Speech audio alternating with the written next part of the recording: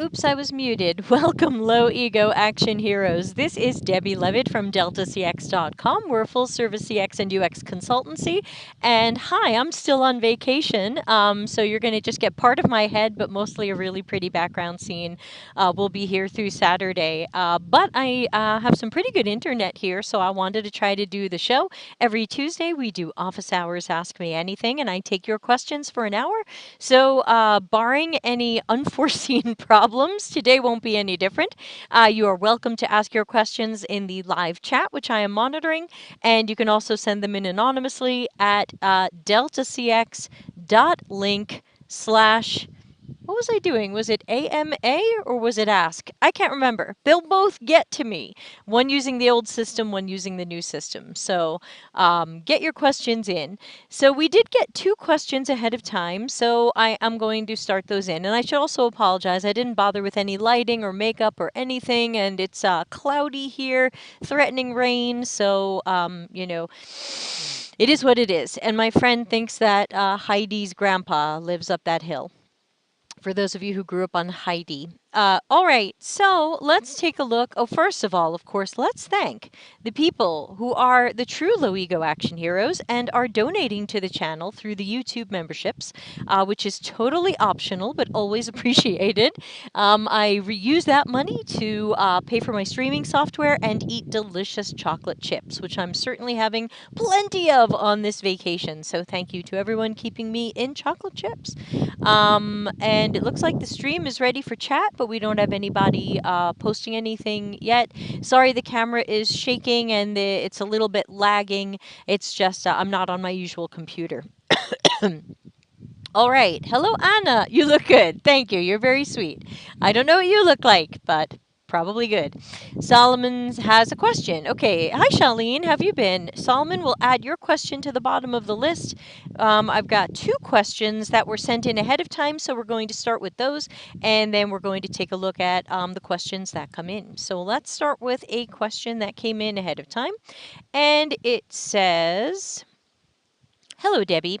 I noticed you use Medium a lot when releasing deep UX content. Why, thank you. Oh, this is going to block my face. Well, it's okay. The star of the show is still the mountain behind me. Do you have any very positive or very negative experience using Medium? Okay, so there are definitely some pros and cons to using Medium. I guess I should lean this way a little bit. Hi, top of head. Charlene says, nice location. Where are you? Northern Italy.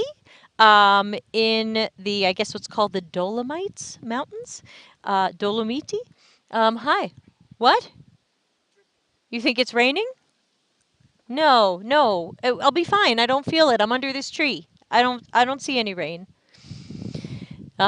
We'll be fine, Pier Mario. He wants to come hold an umbrella over me. Really, we'll be fine. We're made of strong stuff here. Okay, so my experience with Medium is mostly positive. The downside to Medium is mostly that you are giving your SEO to Medium. By putting your articles there, you are giving their site a boost versus putting the articles on your own site where you could be building your own SEO. So to me, that's one of the main trade-offs. But to me, there's more positives on Medium, at least for me.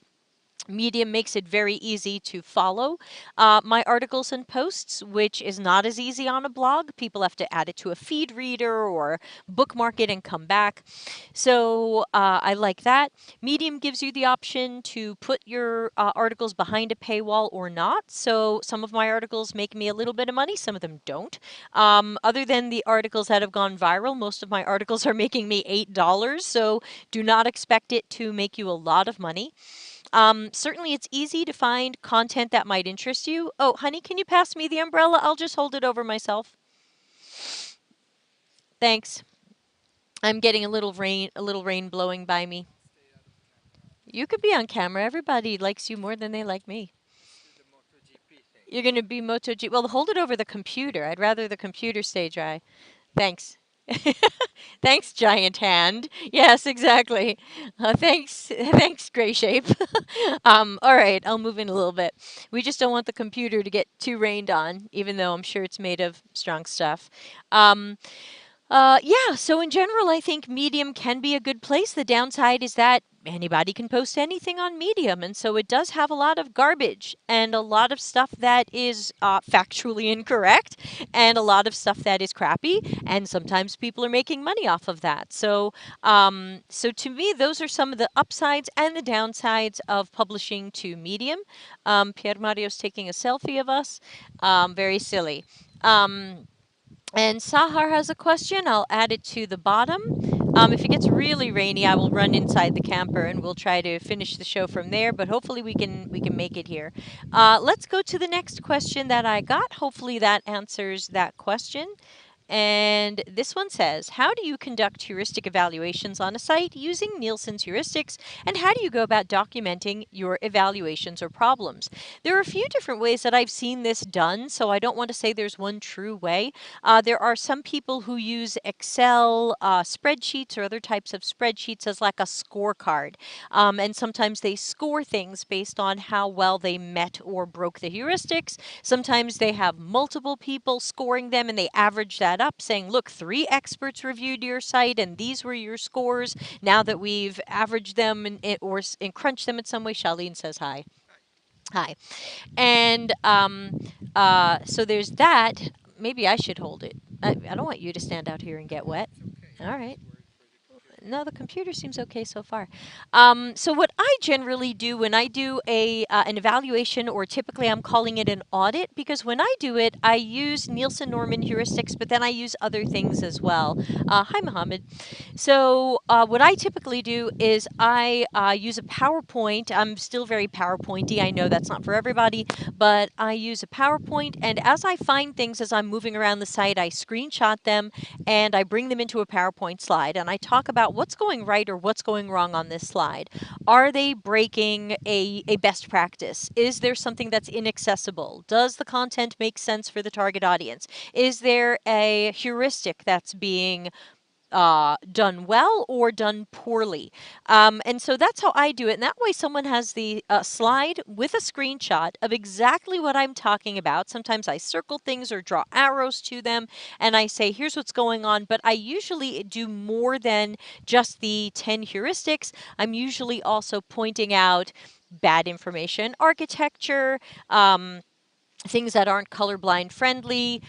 Sometimes their stock photos are endless white people, and I'll say, this just looks like endless white people. Let's rethink that. So I'm typically looking at these from a lot of different angles and not just that. And then they end up with a slide. And sometimes I have suggestions on there as well, where I say, hey, here's what I'm seeing on this screen or in this area, and here's some things you might want to think about or consider or do to improve it. Hi, Aitan. So But again, I think there are many different ways to do a heuristic evaluation, and as long as your report is ultimately, everyone say it with me, meaningful, actionable, and helpful, then you're probably just fine. You just want to make sure you're giving people something that they can understand and then act on. If they don't understand it or they can't act on it, then your report is going to get thrown in the circular file, as we say, also known as the garbage. So make sure you're giving people something that is useful. All right, let's move on to Solomon's question. Oh, wrong buttons, pressing all the wrong buttons. Here we go.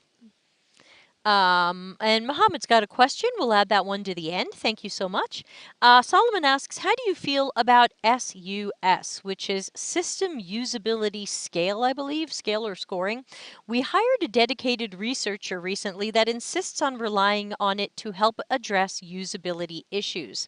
So I am against S.U.S and a lot of the ones like it, because I feel like you're not really getting a lot of actionable information.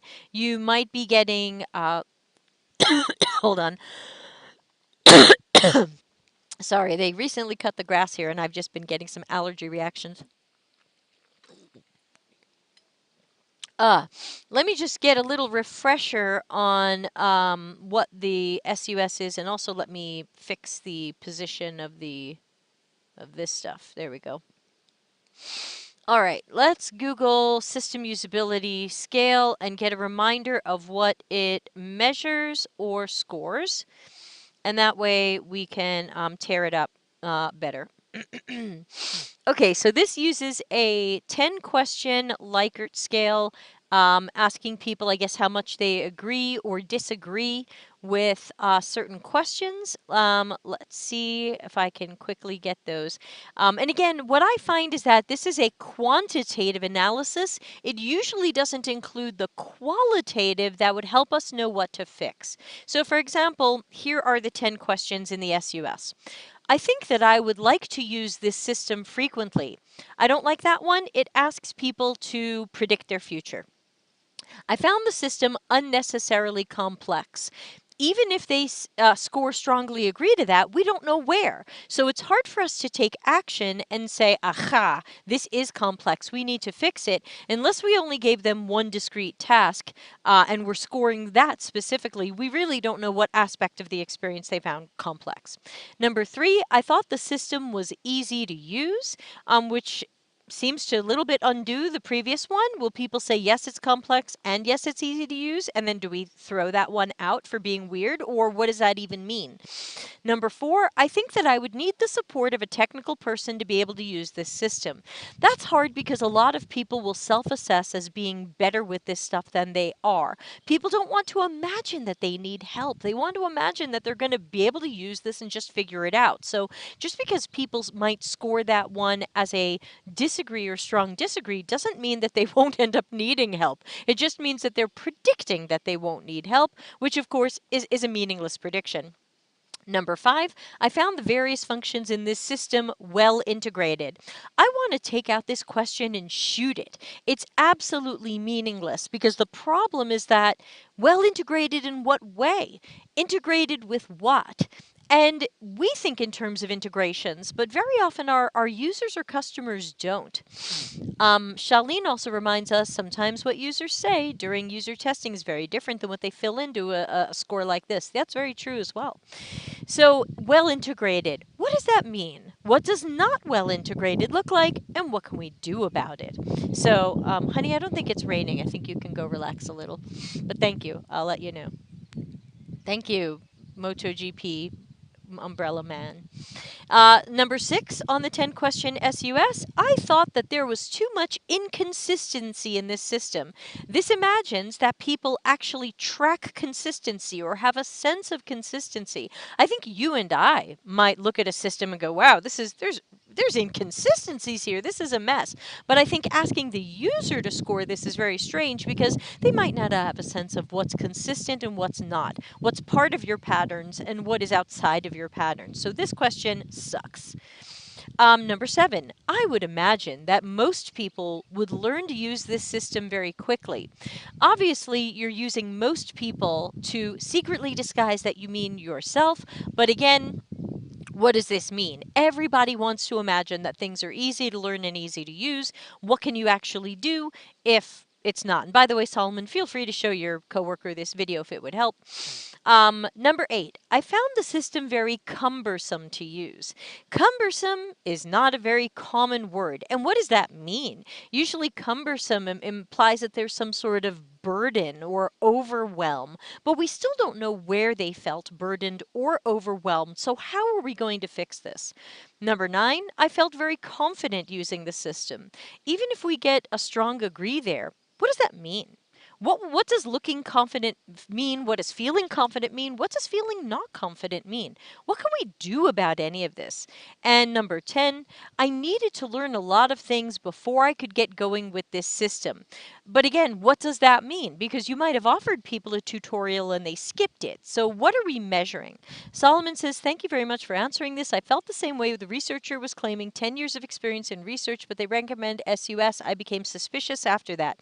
Okay, well, now that you've said that, you probably won't show them the video, but you can certainly walk through these questions with them yourself in a private meeting, so we're not embarrassing them in front of other people, and we're asking them exactly what they're going to learn from this and how they're going to know what to change and how to change it, because we're doing research so that we can, in this case, maybe inform product strategy, inform prioritization, inform designers on what to do, excuse me.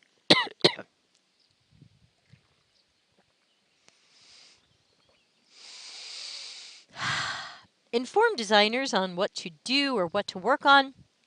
I hate the S.U.S. and pretty much all the other ones like it because, sure, we can end up with a number score, but many of these questions were meaningless, and many of these questions asked people to predict the future, or many of these are questions that people might ask more positively than they actually feel because they want to imagine that something is easier than it is, and they don't want to imagine they're an idiot.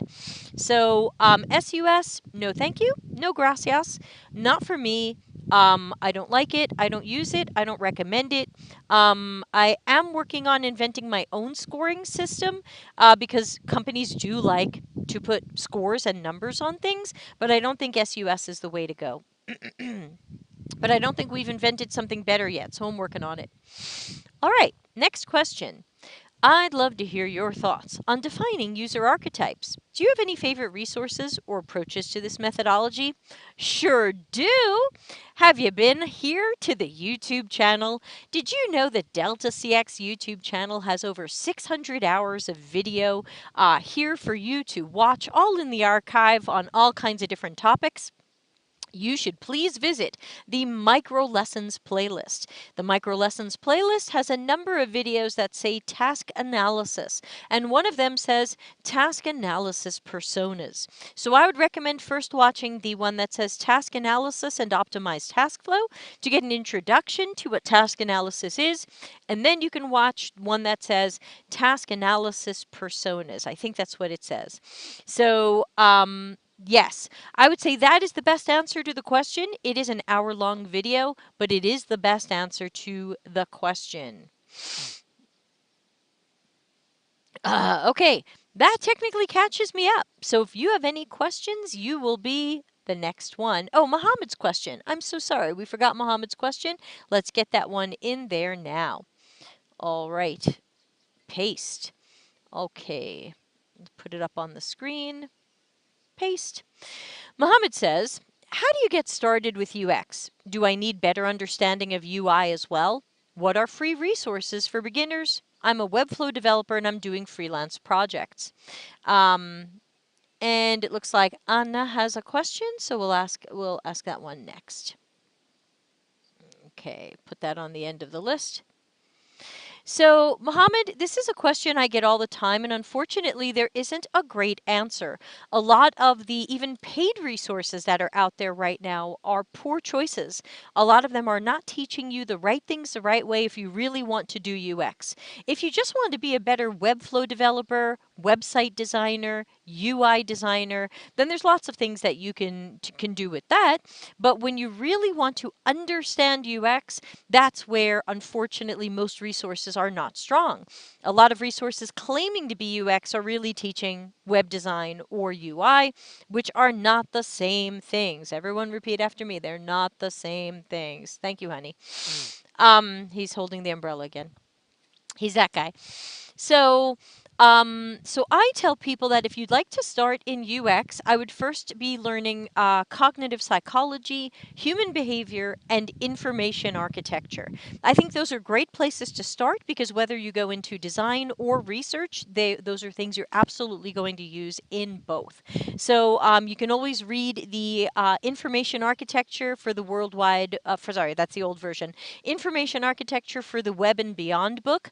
It is probably not free unless you can find it at your local library, which would make it free. But if you buy it, I think it's 30 or 40 American dollars, and I would say it's worth it because information architecture is in everything we do. You can't get away from it. It's important in research. It's important in design. And even if you don't go into UX, I think it could make you a better website designer. So I would probably start with information architecture and any resources you can find about information architecture, which is also sometimes called IA. I would not recommend any courses, schools, programs, certificates at this time. I haven't found one yet that I like. So far, I think they're pretty much all scams in one way or another, and that includes the Google UX Coursera course, which I do not recommend. Hello, Sally. Mohammed, I hope that helps. Please do ask a follow-up question if you'd like to add something to that, and then we can take a look at your follow-up question. All right, let's jump over to Anna's question. And we're not even half done with the show, but we can always end early and I'll get out of the rain. But if you have a question, please do ask it. I'm happy to take it. This is your time to get mentoring and advice from me for free. A lot of people say to me, Debbie, how can I get free mentoring from you? And I say, show up to the Tuesday show and ask questions. That is the best way to get some free advice from me. Okay, Anna says, I'm doing a project for my learning and I'm stuck. People don't want to talk. I've only interviewed one person. Should I pay or is it better to try with a survey? Do you have any advice? So remember, if you are doing research work kind of as practice, you might need a mentor or coach to help you there because you might be guessing at how to do it. When you say people don't want to talk, do you mean the people who show up to the interviews don't want to answer your questions? Or people don't even want to be interviewed. I think you're here live, so maybe you can help out with a little bit more story around what's going on.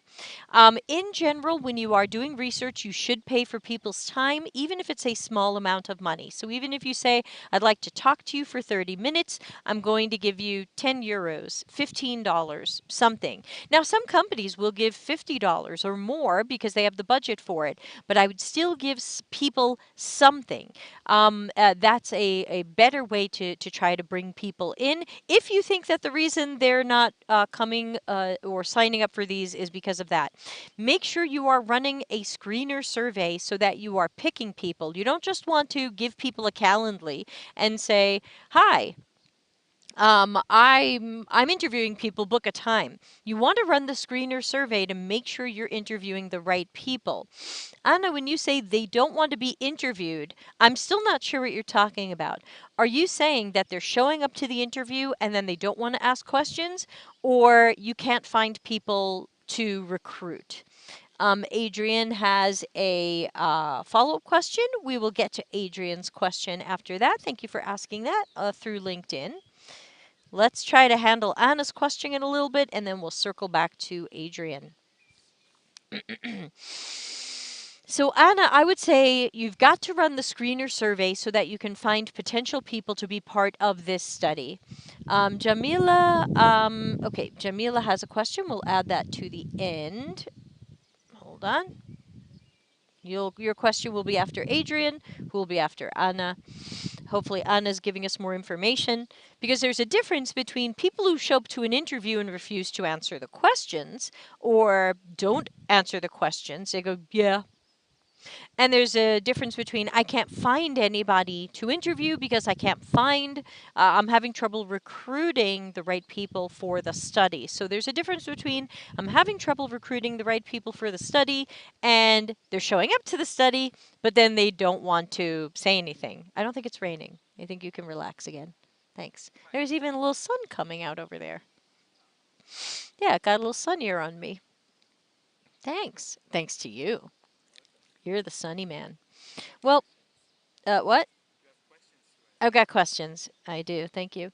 So Anna, I'm hoping you'll tell us a little bit more because obviously the answer would be different based on whether you can't find people to recruit or they show up to the thing and they're not answering the questions. So if you can't find people to recruit, then you've got to find more ways to get your screener survey out so that you have a larger potential pool of people to be part of this. If you are finding people and they're booking time with you and they're showing up and they're either refusing to answer the questions. If they're refusing to answer the questions, you might have questions that are too sensitive. Sometimes Anna says, I'm trying to catch them on various groups on Facebook. I write private messages. They want to talk, but then it's over. They say they're too busy. So again, you could try offering them some money and just remind them that they only get paid if the session is completed. Some people think they get money for filling out the screener survey. Remind them that they don't. So yeah, sometimes people are too busy to help someone out for free. Maybe they are magically less busy if they're going to get $10, $15, $20 for whatever it is. You can try that, see if it changes it, but also make sure that whatever this is isn't too sensitive. Make sure you're not asking people about health or money or things that are extremely sensitive, because that can also lead to people not really following through, or you get them there and they don't want to talk about it. So I would say try offering some money for completing the session with you, and also make sure you're using a screener survey, because it sounds like if you're just posting to a Facebook group and messaging someone on Facebook, you're not using a screener survey. And when I see your portfolio project and you say, I spoke to 4 people, and I go, where the hell did you find these people? Where's your screener survey? And you say, I didn't use that. I'm going to say, I'm not sure Anna knows the correct way to do research, because an important part of research is recruiting. And typically we are using a screener survey to make sure that we are capturing the correct target audience for this research, and not just the humans that showed up or the humans who answered a thing. I see this mistake a lot, because you see all the time on LinkedIn or Slack, or even our Slack, people say, hey, I'm working on a project. Can you please fill out this survey, card sort, whatever it is? And sometimes we are very not the target audience for it, and sometimes we are. I remember somebody posted one that said, fill out this card sort about a food pantry website. That card sort should only go to people who use food pantry websites. I shouldn't fill out that card sort. I'm not the target audience. So if you want to show me in a portfolio project that you know how to do research, you have to show me that you know all of the aspects of research. Let's see, I think I've got that graphic here. Ooh, oops, I forgot to I forgot to take out the thing. So anyway, I'm going to expect to see this. So it's going to be really important for you to do the right recruiting, and not just, hey, I posted to a Facebook group, I found some breathing humans, I spoke to them. I'm going to say, wait a minute, that doesn't sound like a correctly recruited study. So Anna, be careful. And again, this is why I suggest working on these projects with mentors or coaches, because if you make early mistakes, you could end up setting up your entire study to be bad or flawed or biased, and it could end up being a weak project in your portfolio, and you will have spent time and possibly money on something that, unfortunately, hypothetically, says to me when I look at the portfolio, I'm not sure this person knows what they're doing. Why didn't they properly recruit for this study? And if you look at a lot of research jobs on LinkedIn, a lot of them will say you have to know how to recruit for a study. So this is important. It is not optional. All right. Let's jump over to Adrian's question before we get to Jamila's question. Anna, I hope that helps. Good luck. Keep us posted. Okay, so this question says, let's put it up on the screen. Oh, it's not showing up. Oh, I pressed the wrong button. Hold on.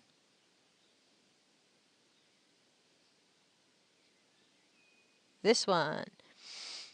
Mohammed says, thanks for your detailed answer. It does make sense. I've heard good things about CXL, and I'm spending time consuming their content. I do not know CXL, so I cannot recommend CXL. Sally says the questions have to be simple. Well, it's not even that. If people aren't booking the interview time, it can't be the questions. They haven't even heard the questions. Anna says, I got a lot of good relevant responses for my project. What's the best way to narrow down pain points to work on? Oh, that's a different Anna. That's the other Anna. Okay, so you will answer this one after. We'll put you at the end of the list. Please hold. And Neelam will add your question to the end after Anna Stansel's question. All right, back to Jamila's question. And her question is, do you think that there are companies out there that will sponsor a U.S. visa for newbies in UX? I got some news that in less than a year, I won't be able to work anymore due to changing visa categories. Sad face. Yeah. Sorry, that's the wrong question. Sorry, we have a question before that. The question is, what are some green flags to look for when picking a UX mentor? What are good questions to ask UX mentors? I think we did this as episode 39. If you go to YouTube and you type in Delta CX Mentors, I think you'll find an entire show we did on it. So I would say check that out. That's probably got some good advice. But really quickly, I would say you want to make sure that they have extensive experience in the specialty that you're thinking about getting into. So for example, you want to be a UX researcher. Have they been doing UX research for at least 5 years? You want to be a UX designer. Have they been doing UX design for at least 5 years? Or are they doing UI design? Are they doing web design? Are they a creative director? Remember that not everybody who has a title that has design in it is doing UX design. And even some people who have a UX design title aren't doing UX design. So check their LinkedIn. Check their LinkedIn and make sure that they have many years of experience in what you want to learn more about. Now, of course, anybody can claim to be a career coach, or anybody can look at a resume or portfolio. But hypothetically, the best people to look at resumes and portfolios are people who hiring managers. You don't just want breathing humans or people who are new to UX. You want hiring managers and recruiters to look at your resume and portfolio and give you that sort of feedback. So be careful of stuff like ADP and some of these online mentoring groups. Just because someone's available to mentor doesn't mean that they're good. We've all heard stories about people who found someone on ADP who was not qualified, has been working in UX for 1 year, so they're still figuring out their ass from their elbow, no offense. So I would say look for someone who has extensive experience in what you want to get into so that they can be coaching or mentoring or advising you as an experienced expert and not as someone 37 minutes ahead of your career path. If they graduated a boot camp and found a job and you haven't yet, they can talk about finding a job, but what happened to them might not even be relevant. I see an anonymous question coming in. We'll add that one to the end. Please hold. All right, now we're going back to Jamila's question. But ultimately, to me, a great mentor is someone who is qualified to help and answer questions and is not just going to be a cheerleader and tell you that everything you're doing is great. You need tough love and critical thinking.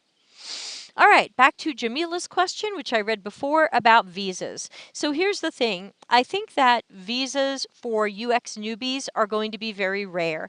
I don't think that's very likely to happen because when you think about companies and how hard it is for them to get visas and H-1Bs and some of these other categories, who do they want to use that on?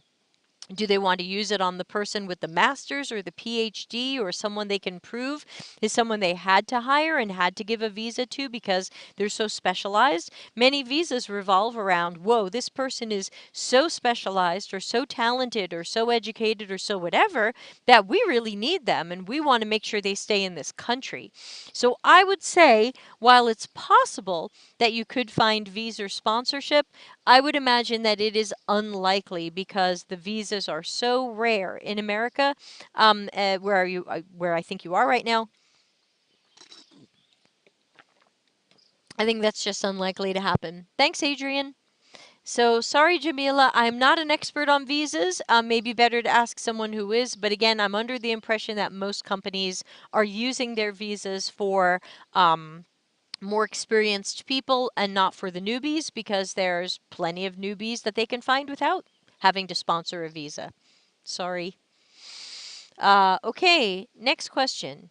Anna Stancil says, or do I, that's an American pronunciation. I hope I'm doing okay there. Hey, Janice, how are you doing? Um, so Anna S says, I got a lot of good relevant responses for my project. What's the best way to narrow down pain points to work on? They all seem valid.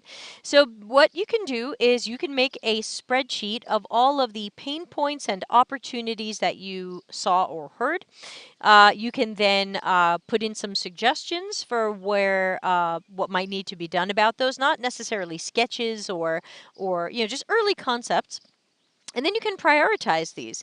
Now, typically, it's good for for people to do that prioritization. You can do a prioritization yourself if you'd like, but you'll also see if you go to the micro lessons playlist on YouTube for Delta CX, you will find a Larry Marine video on prioritization. So you could go to YouTube and look for Delta CX prioritization, and that video should come right up, and you can see Larry's ideas on that. So ultimately, when you have a lot of valid pain points, or you see room for improvement or opportunities to do something really fresh, next we have to prioritize those so that we can end up with our plans and our roadmaps, and everybody has decided what's important and what we're going to work on next. So a researcher can certainly assign their own priorities to this and say, hey, look, based on what I've heard and based on the user's perspectives, this is how I think the priorities should be. But then what normally happens is UX then has to partner as the triad with product and engineering so that we can take a look at prioritization from 3 different opinions, because engineering will look at technical feasibility and product is sometimes looking more at business goals than at user needs. And so between the 3, you get some sort of score and you can then run with that. LinkedIn user says, I love the green screen background today. Well, I assume they're kidding because I'm actually here. This is a live location. This is not a green screen. Let's see. Jamila says, I thought so. I'm bummed about this. Yeah, and again, that's just my guess, but there you go. Janice says, I'm doing well. Awesome to see you live streaming on your vacation. I hope it's not interrupting quality time with Pier Mario. We did interrupt a card game that we were playing. I think he's going to win again, but that's okay. I celebrate him winning. He's a nice guy. He deserves to win. So, yeah. If the LinkedIn user thinks this is a green screen background, let me know. All right, so that's what I would do, is prioritize the pain points so that you can decide what to work on first, but that should be done with product manager and engineering so that we can get all 3 perspectives, the business goals, the user needs, and the technical feasibility. Please watch the video on prioritization. All right. Next question. I don't remember who posted it. Oh, it's Neelam. Hello, Neelam. What are some things you would keep in mind when interviewing around extremely sensitive topics like harassment, apart from the basics such as respect, privacy, and kindness? I think the first one is to have appropriate expectations. You may or may not be a trained psychologist, and if you're going to ask people about psychological trauma, then you might want to get a psychologist on this, because I do worry about people who are either less experienced UX researchers or not a qualified psychologist talking to people about troubling psychological issues. That could be workplace harassment, domestic violence, health issues. I think that these have to be handled much more sensitively than show me how you shop online. So I do believe that there are some things where we should be partnering with a mental health professional so that that person knows the right and sensitive ways to ask questions, and hopefully has more experience in where to probe or ask a follow-up question, and where that would be inappropriate or crossing a boundary, or how to gently ask, may I ask more about that? You know, and making sure they know that they don't have to answer that. So this topic has come up before, and that is my usual answer, that I don't want to see the average UX researcher doing this, and I definitely don't want to see a newbie doing this, because this is going to be way too sensitive, and I think we need to bring in an experienced expert, hopefully a trained psychologist, social worker, mental health worker, somebody like that, to make sure that we're saying and doing the right things. Hung says, sometimes mentoring and coaching entry-level designers feels like solving the symptom but not the root cause. Oh, that's a question. All right. And then Sahil has a question. I'm sorry, Sali. I should really zoom this in. And Jurgen has a question. All right, we're going to have to shut down questions soon. We got so many. Okay, we've got Hang's question. We'll put in Sali's question, and then we'll put in Jurgen's question. And Jurgen, I saw your private message, but I'm just not really dealing with private messages right now. It's my vacation. All right. We had, excuse me, a question come in anonymously, and it looks like this. Hi. Hi. How do you form a hypothesis about existing user problems on a website, and how do you go about writing the research plan based on your hypothesis? Oh boy, do I have an article for you. So whether you read this as an article or you listen to me read the article in a video that we did, I think we did it. We didn't do it. It's planned for when I get back from vacation. Okay, so you need the article version because I don't think I read it on the show yet. I have an article. Let me find it. And let me find it. Let's see. Medium, Levitt. These are the things I do to find my own articles. Medium, Levitt, hypothesis. No, that's bringing up abortion. I guess somebody named Levitt has something to do with abortion. That's not good. Don't put that into Google. UX research. Okay, here we go. So definitely put my entire article title into Google so you don't end up on abortion. My article is called UX Research Without a Hypothesis and for Products That Don't Exist Yet.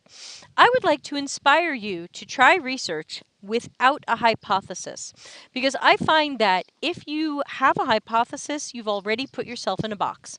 I believe this thing. I think this thing could be true. I bet this is what's going on. Now it's already biased. It's already biased. And what I remind you in that article is if you go by the old school scientific method, hypothesis is not step 1. Hypothesis is actually step 3. Step 1 is research. Research stuff, observe stuff, then come up with the question. Then the hypothesis is the potential answer to the question. So I like to research without a hypothesis because I find the hypothesis puts me in a box and flaws my research right out of the gate. So you do not need to form a hypothesis about existing user problems and then write a research plan. Now, we do have videos in the micro lessons playlist about writing a research plan. So I'm sure you can go to YouTube and type in Delta CX research plan or research planning, and you'll get the 1 or 2 videos we've done on that. But I would say your research goals should be to learn what the user problems are without having a hypothesis, without making assumptions about what the problems are. Go in there completely clean to do generative research to learn what the problems are. That's it. That's what I would recommend. I'm also going to send a message to Pier Mario and ask him to start dinner. I'm hungry. Oh, you can hear me. Can you please start dinner? Yeah, can you start the water for dinner, please? Thank you, good friend. Thank you, large gray shape. Sorry, everybody. I can't hear you. Yes, if you have a question, please send it in through the show. So writing the research plan is the plan of how we're going to find out what the existing user problems are on the website. So that's going to be a sort of evaluative research in that you're evaluating the current website. But I think what's even smarter is when people kind of turn that into more generative research and they find target users who could be our customers but aren't. Maybe they use a competitor. Maybe they use weird spreadsheets and taped together things. Find those people and watch how they do it outside of our system. Solution agnostic. Find people who do this in different ways and not just your system, because that's going to give you some fresh ideas about what the task looks like. This is back to our task analysis and task analysis show in the micro lessons playlist. If we can understand the task better, then that's going to give you a lot more to work with than just, well, I ran some people through the website, I see some problems, let's fix the problems. That you can do that, but remember that you will be making usually incremental changes, small fixes. It's not going to be disruptive, it's not going to be innovative, it's not necessarily going to be fresh, it's going to be a round of fixes. If you want it to be more disruptive or innovative or fresh, then you've got to turn this into generative research and take a look at how people do this task in universes other than your company's website or system. I hope that helps. All right, let's go back to Hang's question, which I thought was going to be a comment, and it turned out to be a question, you sneaky person. Sometimes mentoring and coaching entry-level designers feels like solving the symptom but not the root cause. What are some things we can do to create more entry-level roles so more good is done? Okay, I think there's like at least two questions here. So first of all, how do we create more entry-level roles? That to me is up to UX leaders. If you are not a UX leader, if you are not a manager or hire, someone who deals with budget and headcount and strategizing, and if you are not someone who deals with how do we get more UX people into this department, you probably can't solve this, though you can create a grassroots movement and talk to your managers about why you need to have more entry-level apprentice, intern, and similar types of roles. So you probably can't solve this yourself depending upon what your title is. But this is up to leaders. The problem is that many leaders can't get the budget or gave up trying or started saying yes to we'll let product managers do the work. And to me, one of the main reasons that we don't have more entry-level roles is because we said yes to product managers doing our jobs, which is usually ending up in poor work and a lot of mess about what is UX and who can do it. So that means a leader has to get product managers and engineers and other people out of UX work and start to hire UX people into UX jobs. Imagine that. So that's going to be something a leader has to do because that's going to require change and it's going to require budgeting. Sometimes there are teams that don't want to bring in entry-level roles because they know that those people still need coaching and mentoring and oversight and work reviews. And they say, we don't have time for that. We're already spread too thin. We're already spread too thin. We can't do that. But then they go and train product managers. And then they have to look at the product managers' work. And I go, aha! If you are going to train anybody or have to check anybody's work, it might as well be a UX junior, someone who's going to make this their career rather than it being a product manager. So that's half your question. The other half is mentoring and coaching entry-level designers feels like solving a symptom but not the root cause. Yeah, so we can mentor and coach these people, but what I tell people right off the bat when they come to me for coaching is, I can't help you get a job. I can help you with soft skills. I can help you with confidence. I can help you learn UX. I can help you practice UX. I can help you be better at UX. I can help your resume look better. I can help your portfolio look better. But I can't get you a job. And I can't promise you that there's a job out there. Hey, Gold, good to see you. Um, so I'm just using those disclaimers a lot with people, especially because my coaching is paid, and I don't want people to pay me and then feel like, hey, you didn't get me a job. I can't get anybody a job right now. So I just have to be clear and honest with people about what I can coach on and what I can't. There you go. Hung says, it's an arms race. Helping one person means this person takes the role from someone else. Yeah, and I think if anyone's going to take the role, it should be someone who plans to make UX a career, not a marketer who wants to try out some UX stuff. Okay, we had a question from Sali, which I think was about mentors. How do we know that this person has experience or not?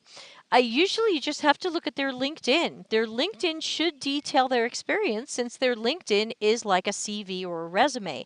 Whenever someone says, oh yeah, I'm writing a UX book or I wrote an article or I did whatever, I go look at their LinkedIn and I say, what kind of experience do they have? How long have they been doing this? You can tell that from a CV or resume, and if they've been putting their work experience on LinkedIn, you can tell that there. So I would say that's the answer to that question. All right, let's do one more question. Did I miss any anonymous ones? Let's just check. I don't see it. All right, so let's make this the last question because it's getting cold and buggy out here. And I will try to do the Friday critical thinking stream as well since my internet here is quite good. I'll still be here. Okay, Jurgen says, as the sole UXer working in Agile Scrum, does it make sense to break free and make a UX roadmap separate from the developer roadmap. So you've got a couple of choices here. You can make your own UX roadmap. There's nothing wrong with that. It's good to practice planning and estimating and road mapping. I usually don't expect a newbie to be good at that. So depending upon how long you've been doing this, you might need some help in estimating your time. How long does a thing take? Now, again, if you're the lone UXer, you might not get to say how long it takes. They might just say, hey, you've got 2 days to do this. Well, then, what are you road mapping? But I would try some road mapping and some planning and see if you could use that to go back to people and say, but this is the time I need to do good work. This is the time I need if you want good work and good outcomes. If you want less than that, okay, but you might not get great work and you might not get great outcomes. Not because I'm bad at it, but because you haven't given me enough time to do good work. And then we've got a question from Gold. So we'll make Gold's question the last. Questions are closed, everybody. So, Jürgen, I know we can always talk about this privately in Slack, but I would say either you need your own stream in the developer's roadmap, it's because what they're doing is not what you're doing, so you need your own kind of roadmap within a roadmap. So I think either way, you're making your own roadmap, and whether you keep it separate or you add it to theirs and show how you fall into their sprints and things like that, I think you could possibly add your roadmap to theirs. So I would say try it. Try it out. Send it to me. I'll take a look. All right, last question for today. And again, remember everybody, please subscribe to the Delta CX channel. And please tell at least 3 friends this week about the channel. Tell them to subscribe because I'm here to help as many people as possible with free answers and nothing to sell you. So please, all I can ask is that we help grow the channel organically and let people know about it. Subscribe.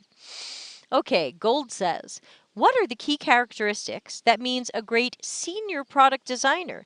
Does one really have to have 6 or more years to take a role as a senior product designer? All right, so let's talk a little bit about titles and levels. So first of all, whatever senior means at a company could be different. At some companies, I've seen senior given to people with 3 years. I've seen it given to people with 4. I've seen people with 15 years still being called senior because the company didn't have anything above that. So I would say don't get too hung up on the word senior. My guess is that people want to know when they're going to be senior because it looks like, at least in America, you make the big money once you get to senior. So other than that, what's the rush, Gold? What's the rush to become a senior? Because you're still a junior. So what's the rush to get to senior? What is it? Tell me that. Let's really talk about that. That's the real question, is why is it so important to be a senior sooner than whatever? To me, a senior is usually at least 5 years. So does it have to be 6? No. I'm usually looking for 5 or more. If I'm really stuck, I'll look for 4 or more, but I usually see senior as 5 or more. But remember, being senior is not just about the number of years of experience, because I've worked with people, we've talked about this before, imposters, who had more than 5 years of experience, and in my opinion, shouldn't have been a senior because they sucked. So I think it's about a lot more. Senior is about a lot more than how many years of experience. I expect a senior to be able to mentor and coach people junior to them. If you don't have enough experience, you're not going to be able to be a good mentor or coach. You could mentor or coach, but it might not be good. I expect a senior to be strategic about their work, to be strategic about the project. I expect them to be good at estimating their time. If someone said to them, hey UX person, we need this outcome. Hey, engineering's going to need this eventually. How long does this take? How long does your research take? How long does your design take? Usually people lower than senior with just a few years of doing UX are still bad at estimating that time. They haven't really noticed how long work takes them. Sometimes they have, sometimes they haven't. Charlene says, sometimes it's good to be a mid-level designer. Sure, it's good to be an apprentice, intern, junior, mid-level, senior, lead, principal. It's good to be any title, but make sure the title fits the level you're at.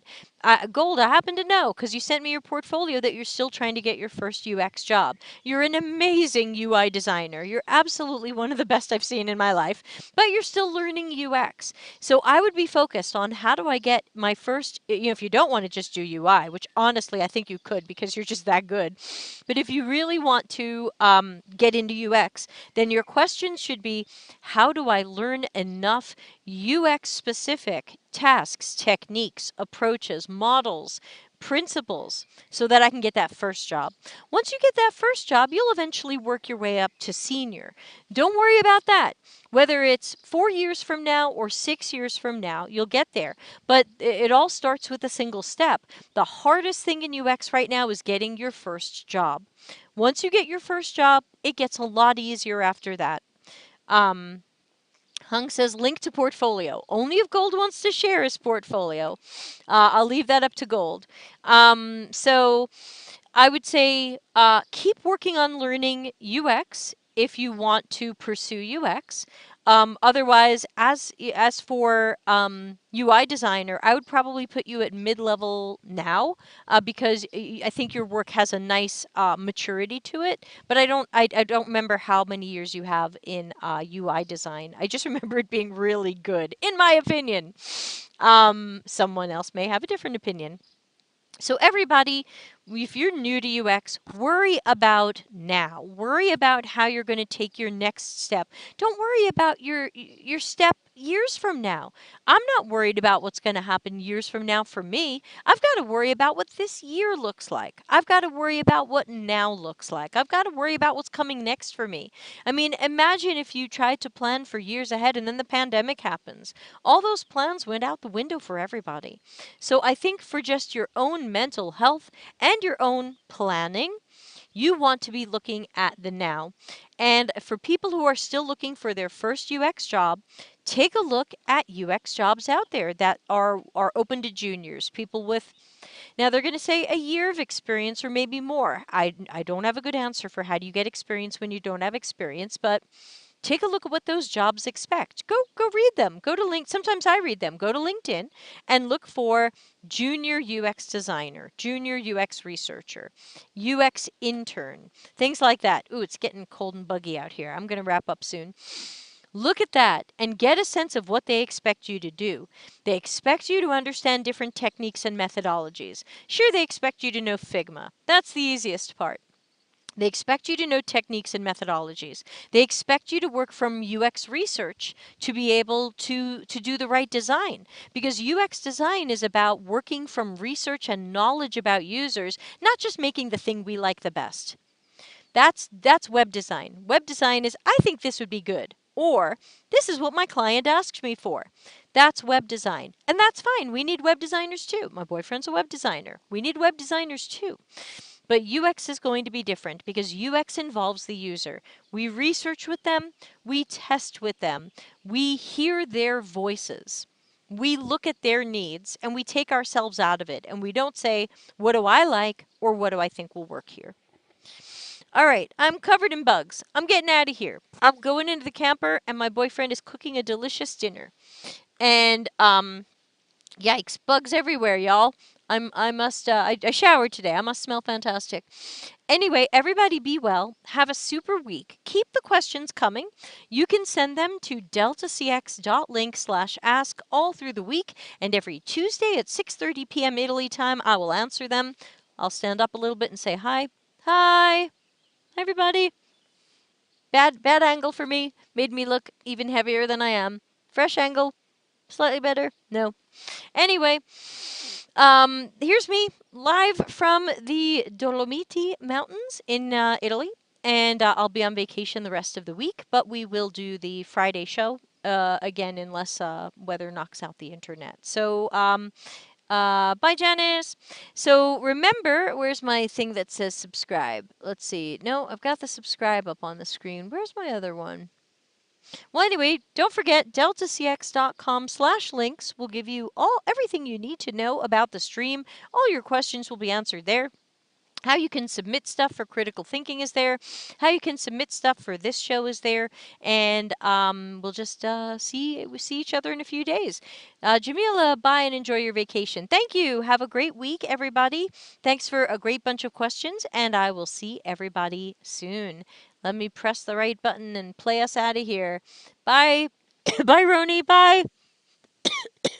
Customer centricity as business intelligence. Visit deltacx.com to learn why we are